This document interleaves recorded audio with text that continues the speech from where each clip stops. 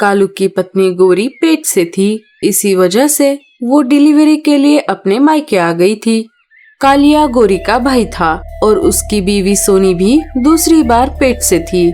उसका 9वां महीना चल रहा था, लेकिन कालिया और उसकी माँ ने सोनी को डिलीवरी के लिए अपने मायके नहीं भेजा, क्योंकि गोरी उनके यहाँ डिलीवरी के लिए आई हुई थी। कालिया की माँ सोनी कौवी से बहुत काम करवाती थी। घर का सारा काम अकेली सोनी को ही करना पड़ता और गोरी पूरे दिन बस एक जगह पर बैठकर आराम करती रहती। 9वां महीना होने के बाद भी उसकी किसी को भी दया नहीं आई। अरे ओ कलमुही, घोंसले के जमीन पर लगा हुआ गोबर जगह जगह से निकल रहा है। बाहर जाकर ढेर सारा गोबर लेकर आ और घोंसले के पूरे जमीन पर उससे पुताई कर। माँ जी, आपको तो पता ही है मैं पेट से हूँ और मेरा 9वां महीना चल रहा है। अब मुझसे ज्यादा झुककर काम नहीं होता और मुझसे भारी सामान भी नहीं उठाया जाता। क्या आप ये काम मेरी जगह किसी और से करवा सकती हो? तभी गोरी कौवी वहाँ पर आ जाती है। किसी और से मतलब? क्या तुम्हें ये लग रहा है कि ये काम मैं करूं? देखो ना मम्मी, ये कलमुही मुझे गोबर में हाथ गंदे करने को कह रही है। बदतमीज, तेरी इतनी हिम्मत, तू मेरी बेटी से काम करवाएगी? अरे नहीं नहीं माँ जी, मेरे कहने का वो मतलब नहीं था। मैं सब जानती हूँ, तू अभी रुक जा। जब मेरा बेटा घर आएगा तब मैं तेरी ये हरकत उसे बताऊंगी और तूने जो भी कहा है वो सब भी बताऊंगी। थोड़ी ही देर में कालिया घर आ जाता है। तभी गोरी और उसकी माँ कालिया को सोनी के खिलाफ बढ़ा चढ़ाकर बातें बनाकर भड़का देती है। क्यों री, ज्यादा जबान लड़ाती है? कालिया सोनी की एक नहीं सुनता और उसे डंडे से बहुत मारता है।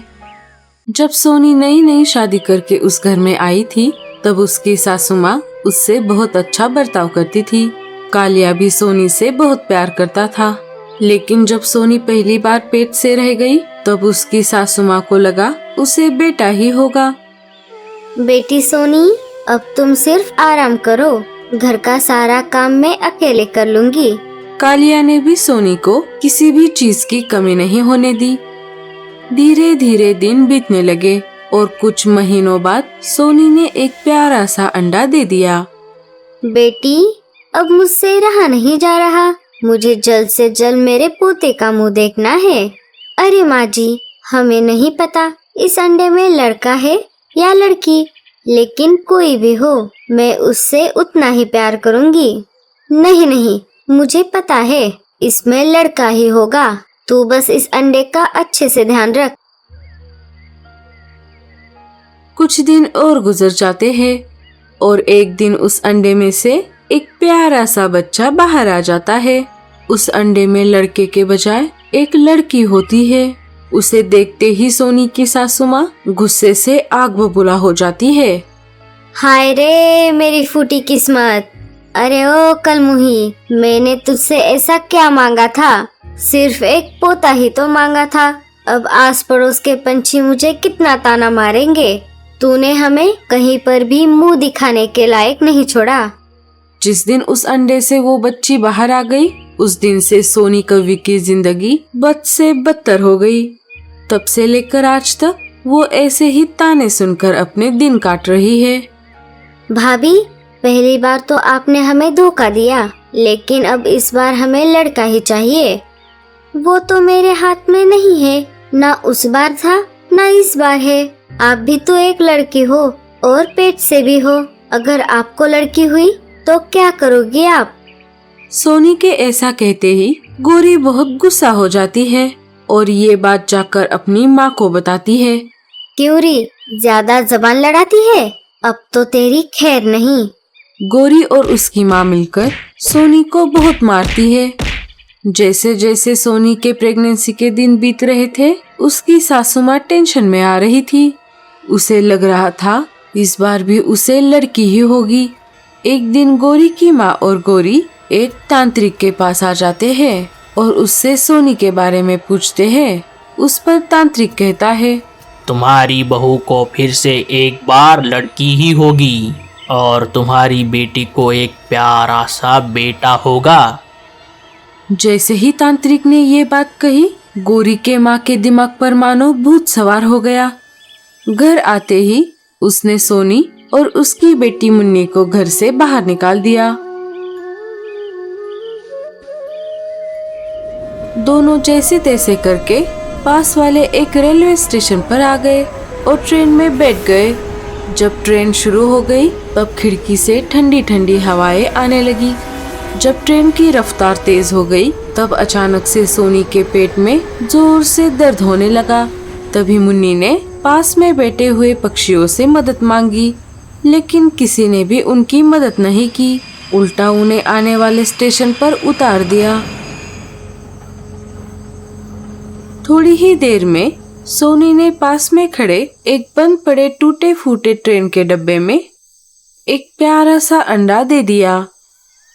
धीरे धीरे दिन बीतने लगे और एक दिन उस अंडे में से एक प्यारा बच्चा बाहर आ गया। वो एक लड़का था। माँ, ये मेरा छोटा भाई है, मैं इसका बहुत अच्छे से ख्याल रखूंगी। सोनी अपनी बच्चों का पेट पालने के लिए मिट्टी के खिलौने बनाकर ट्रेन में बेचती थी। इधर गोरी कौवी का भी प्रेगनेंसी का आखिरी महीना चल रहा था। एक दिन गोरी ने भी एक अंडा दे दिया और थोड़े दिन गुजर जाने के बाद उस अंडे में से भी एक बच्चा बाहर आ गया। जब गोरी की माँ ने उस बच्चे को पहली बार देखा, उसे तो चक्कर ही आ गया, क्योंकि वो एक लड़की थी। अरे बेटी, ये क्या हो गया? जब ये बात तेरे पति को पता चलेगी तो अनर्थ हो जाएगा। जब तू इस बच्ची को लेकर तेरे ससुराल वापस जाएगी, तब अगर उन्होंने तुझे घर में लेने से इनकार कर दिया तो क्या होगा? मैं तो कहती हूँ तू इस बच्ची को ले जाकर कहीं दूर छोड़कर आ। हाँ माँ, तुम सही कह रही हो, मैं ऐसा ही करती हूँ। गोरी उस बच्ची को लेकर उसी स्टेशन पर आती है जहाँ सोनी कौवी खिलौने बेचती थी। चलो, ये स्टेशन बहुत दूर है, अब इसे यहीं छोड़ देती हूँ।